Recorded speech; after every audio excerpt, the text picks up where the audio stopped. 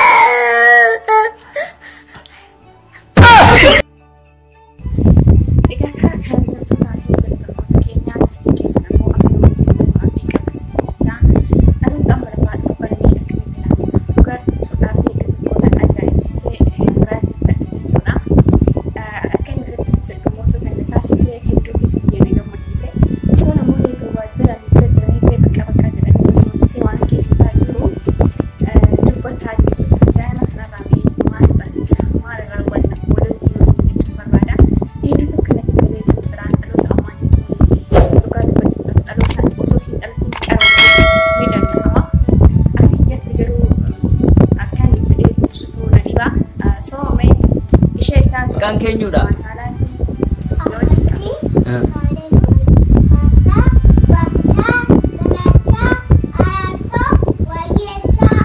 maalinni fi maqaaga waa kana waamuma barbaachise Oromoo nama torbatti mata ayyee ajaa'ib tole afaanatti dubbachaa jirtu kun maalin naamu afaan Oromoo tole abarti Oromoo maaliidhaan bulaa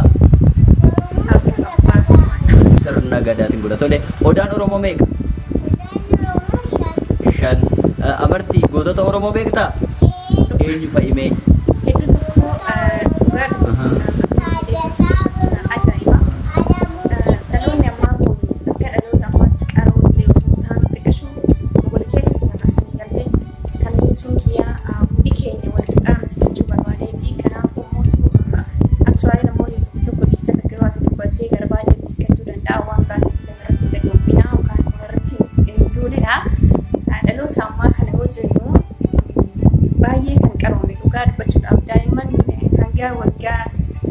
shani jaha gaditti wanta ati beekne wanta namni guddaa hin beekne sirriitti beekan jechuudha haala qabsoo keessa jirtu sirboota qabsoo akkaataa namni eenyutu qabsooti eenyutu yoo akka namni kuutaan isaa sumaan maal jettee gaafate kan isaanii kuusii himanii jechuudha. Kana jechuun waan hedduu takka nama gammachiisuudha. Dhaloonni namaa hanga kana qaroo argime jechuun anaaf gammachuu guddaadha. Tarii isiniifis akkasuma akka ta'u hin qaba. Garuu immoo dhaloota keenya warroota baadiyyaa keessa keenyaaf warroota yeroo baay'ee waan dhaga'uu dandeenye mootu yeroo maatiin beektaa yeroo tokko maatiin iyyuu mana keessatti maatii tokko barsiisan daa'imman jechuudha. Isaan mootu kan maatiin barsiisan qabatanii baanii jechuudha. Nuti duraan yeroo maatiin tokko nutti himanii waan dabarsan garuu ijoolleen ammaa ijoolleen xixiqqishoon amma waggaa 5 gadii. Egaa kabajamtootaa fi jaalatamtoota keenya har'a waan takka ergaa gabaabduu takka qabadhee isinii dhufe reaaktii garaagaraatillee ni jira akkasumas ergaa gabaabduu takka illee qabadhee dhufee ni jira. Nuti yeroo baay'ee silkii kana faana qalbii keenya gannamettanii hanga takka ofillee yaadachuun barbaachisaadha. Kana jechuun kiyyaa namni tokko amma fakkeenyaaf yeroo silkii haasa'uuf dagachuu even if warroonni amma fakkeenyaaf sa'aatiidhaaf jennee yeroo laayivii irra jiru kana wanta haasofnuuf jennee wanta dagannu yeroo dagannu faatu jira. Gisee wanta dagannee wanta hojjetaa jirru sanii inumaa dagannee tiini jennu faatu jira. Hangana kana hunda qalbii keenya mobaayilii wajjin yookaan silkii wajjin baddee jirti jechuudha. Garuu wanti kun ammaaf homaa nutti fakkaatu malee boodarra mootu miidhaan isaa nutti dhagahamuun isaa oolu. Fakkeenyaaf amma yeroo tokko yoo kalmatti jettanii yoo yaaddanii silaa hanga sa'aatii waa hojjettanii geessu maltan jidduudhaan onlaayinii keessa Onlaayinii baarra ol ba'uudhaaf namoota wajjin haasa'uudhaaf yookaan immoo komentii fa'aa barreessuudhaaf osoo akkana jechannee silkii makana 78 irra deddeebinee tuttuunnu sa'aatiin keenya silaa kanatti geessinee rahaa itti argachuu mallu nu jalaa gubattee jechuudha jidduudhuma kanatti. Kanaafuu wanti akkasaa kun namoota osoo ammaaf maallee nutti hin fakkaatin boodarra garuu nu miidhuun isaa hin hafu jechuudha. Kanaafuu maal jechuun barbaada? Fakkeenyaaf nuti amma warri mana namaa kana keessa jiru baay'inaan shamarran keenya kan amma onlaayinii kanarratti yeroo baay'inaan warri yuutuubaroota illee taanee asirratti argamaa jirru akkuma beekamutti mana namaa keessa dalaguu jirra. Yeroo keenya silaa rahaatti qabnutti maal goona osuma kana tuttuunneet maasan jalallee deemnee laayikii jenna kana jennu sa'aatiin hojii keenyaatti geessinu sun daftee dhumattee silaan boqonnaatti godhannu hojii dhumarratti dhumti jechuudha. Hojii lama bakka tokko waan hojjetaa jirruufi jechuudha. Kana jechuun maal jechuu barbaadeeni asuma jala yoo deemaa wallee xiqqishoo sammuun keenyallee konfiijuun ta'a. Qaamni keenyallee rahaan argachuu barbaada. Yoo har'arraa akkanumatti mobaayilii jala deemaa tumaanii wanta hin taane dhageeffataa tumaanis akkasumas nama gargaaruudhaaf jedhullee baay'een jira. Garuu immoo fayyaan keenya dursaadha jechuun barbaadeeti. Maaliifi 24 sa'aatii mobaayilii gubbaarra oollee onlaayinii kana gubbaarra yoo oollee sammuun keenya iyyuu konfiijuun nu ta'a deemaa jechuudha. Sammuun keenya konfiijuun nu ta'a jechuun immoo qaamni keenya guutumaan guututti hir'ina godhataa deemaa jechuudha. Kanaafuu iyyuu wal gargaaruun illee akkuma jirutti ta'ee xiqqashuu rahaallee yookaan immoo boqonnaallee qaama keenyaafis sammuu keenyaafillee fudhachuun ni barbaachisa. Mobaayilii wajjin qalbiin keenya guututti deemuu hin qabu sin jechuun barbaadeeti. Maybe yeroo dogoggoree naaf balchaasin jedha. Mee viidiyoo kana laalleeti walitti deebina waan mobaayiliin tun nama gootu jechuudha. Yeroo laalanii xiqqishoo fakkaata garuu wanti kun akka yaada kiyyaatitti hiika baay'ee qaba. Namni kun amma mobaayilii haasa'aa jira. Mee ilaalleetuma walitti adeemnu. Moo dura siniifaa dhugaa hedduun nagarrame namoonni baay'een jiran fakkeenyaaf yeroo uffata tokkos osoo mobaayilii fa'aa wajjin haasofnu nama wajjin osoo haasofnu uffata kaguunnu jira osoo nyaata hojjennu hojii mana rabaa kana keessa immoo hojii mobaayilii kana yeroo haasaan takka lamaa miti. Kana fa'aa osoo hojjennu wanta babballeessinu baay'ee jira jechuudha. Kana jechuun kiyyaa jirri kan hojjetu barbaadan sun illee mootu hojii isaanii diippilii sirriitti yoo gadi qabannee nuti hojjannee nuti jijjiiramuu danda'u jechuudha. Kanaafuu harka caalatti maal jechuun barbaada wanti hunduu akkuma jirutti ta'ee xiqqishuu dalagaa keenya kanarra jirru cimsachuun dirqama keenya isin jechuun barbaadeeti. Mee viidiyoo kana ilaallee dachaa nama.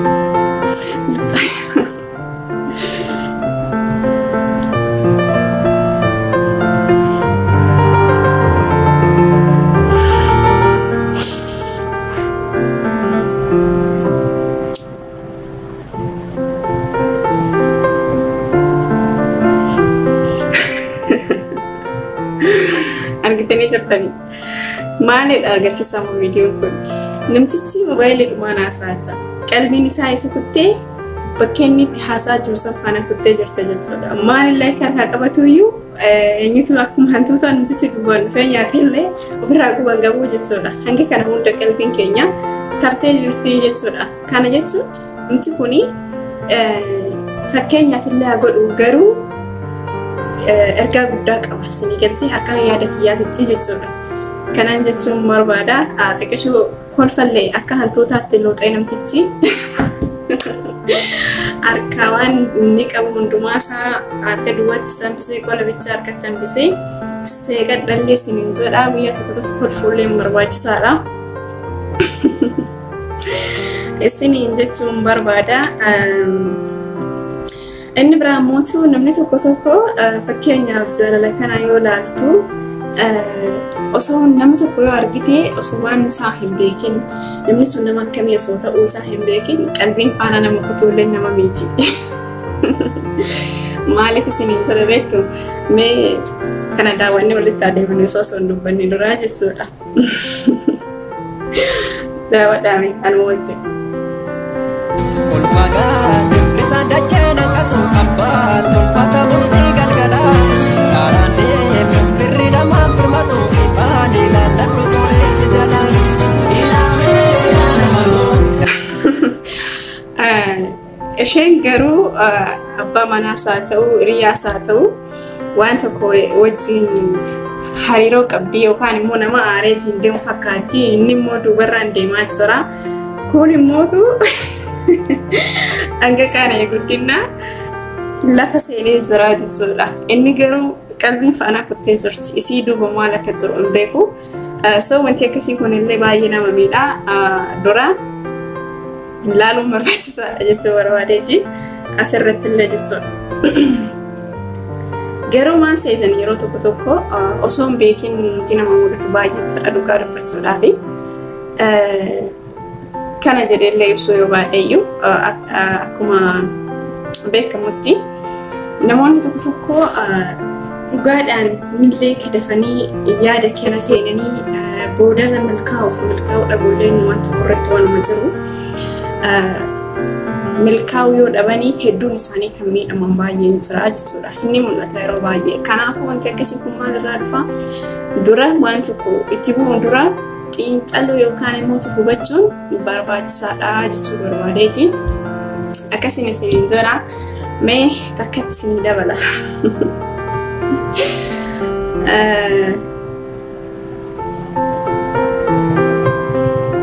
Dabalu moodis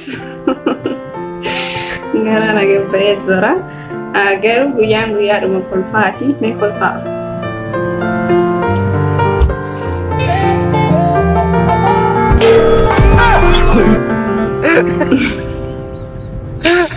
Gabri.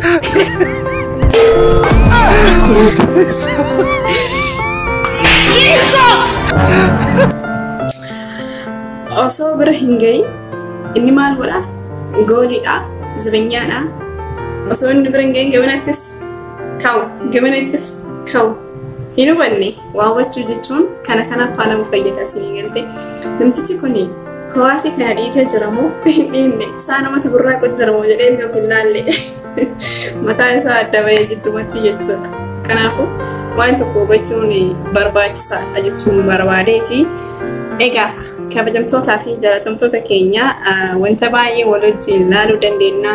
Qophiilee bashannanaa waan baay'een jiranii dambalee jaallallee jira bira yoo barbaadanii viidiyoo darbeerratti waa'ee isaa irratti dubbadheetiin ture viidiyoon sun viidiyoo dura hojjedheerratti kan qaqqabeedha waggaa 8 hojjettee harka duwwaa gali kan jedhu irratti achirratti FB kiyyaa peejii FB kiyyaa Rahaajiitu Oromiyaa kan jedhu irratti argachuu dandeettu jedheetiin ture achi keessaa namni dhufee na barreessee dambalii jaalalaa sana akkasitiin fidee isiniin jechuun barbaada egaa kan akkasiisanillee barbaadan kallattii isiniin argachuu dandeettu isiniin jechuun barbaada amma ammaatti na dhageeffachuu keessaniif galatooma isiniin jedha hanqina jiru mootuu komentii dhaggeettinaa isiniin jedha like share illee itti sassatinaa isiniin jedha like godhaa uummata hundaan gaha wal dubbisuun takka lama jedhaniit maan jalqabarraa ol kaanii nama waliin fuudhanii akkasiin isiniin jedhuun barbaada dogongorroo jiraatan of kolchaa isiniin jedha turtii amma ammaatti na wajjin gootaniif galatooma maraa bulaa deebanaa bye bye. Benya ini lalu, dimana ni namni nama jalu, isaku